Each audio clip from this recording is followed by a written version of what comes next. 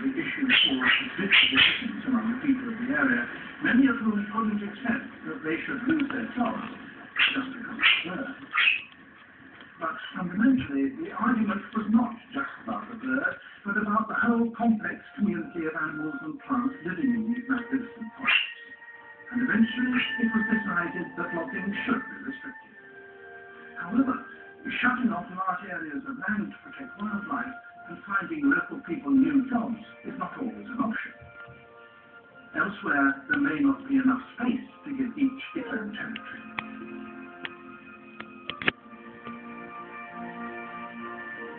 In Africa, in Kenya's Shimba Hills, there is such a problem. What was once wild bush is being gradually taken over by farms.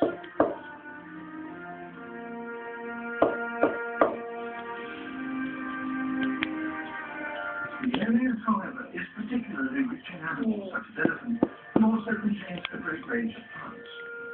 Within the Shimba Hills Reserve, there's an area of 35 square kilometers, containing a much migratory population of 500 or so elephants. This has been fenced off to protect growing numbers of farms from predators.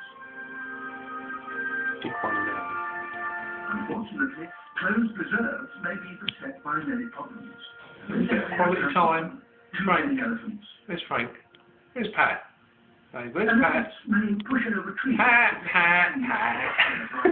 He does that. But with so many animals restricted to this small area, there's a risk that the carefully protected environment will be severely damaged.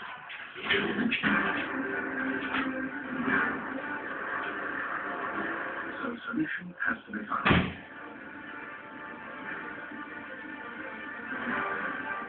In this case, around 30 of the worst offenders are tracked by helicopters, tranquilized to be moved elsewhere. Even so, this solution is only temporary, because the population that remains is still too large. It does, however, buy time until a more long-term solution can be found.